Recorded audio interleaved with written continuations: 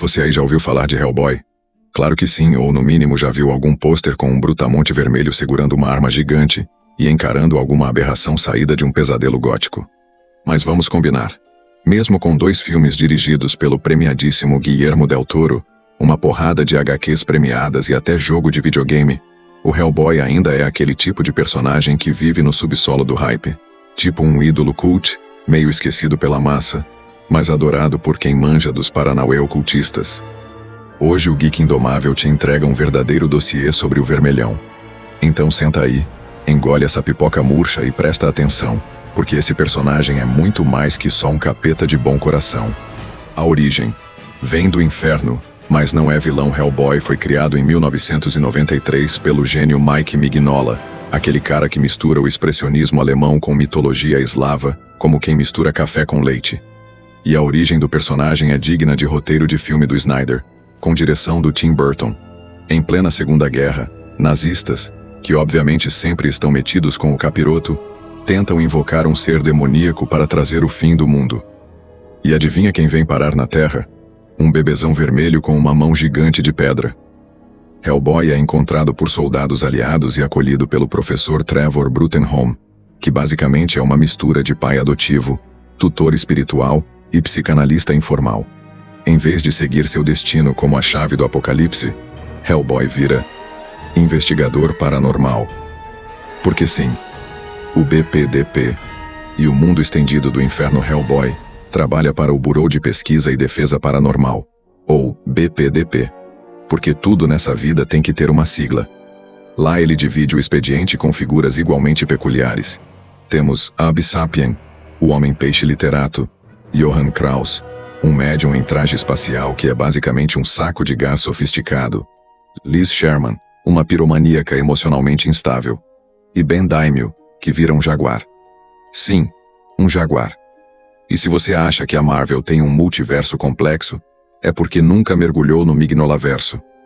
O universo de Hellboy é recheado de histórias derivadas com climas que vão do horror cósmico ao terror folclórico. Cada edição é um bilhete de ida sem volta para uma espiral de insanidade criativa. O peso do destino e a tentativa de fugir dele. Hellboy carrega um dilema que o Freud explicaria com gosto. Ele é literalmente o arauto do apocalipse.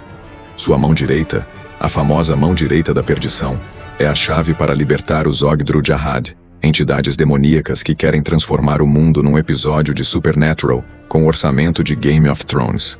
Mas o vermelho tem personalidade. E como um adolescente rebelde, Hellboy manda o destino se danar. Ele prefere dar soco em demônio, beber cerveja, salvar criancinhas de bruxas e dizer não a todo mundo que aparece tentando fazer ele abrir os portões do inferno. É um cara teimoso, e é justamente isso que torna ele tão fascinante. Vilões que dão medo, de verdade. Esqueça aquele tipo de vilão que fica fazendo discurso no meio da luta. Em Hellboy, os vilões são puxados das partes mais profundas do folclore e do horror. Temos a Baba Yaga, que mora numa casa com pernas de galinha. Não, você não ouviu errado. Tem o Rasputin, aquele mesmo que já era estranho na história real, mas aqui ganha poderes mágicos e um contrato vitalício com as trevas. E claro, tem as próprias forças do inferno, que ficam sempre cutucando o vermelhão com a mesma ladainha. Volta pra casa, abre o portal, destrói a humanidade. O estilo único de Mike Mignola. O traço de Mignola é inconfundível. Sombras pesadas, arquitetura gótica, criaturas disformes e um senso de design que faz qualquer página parecer uma tapeçaria medieval possuída.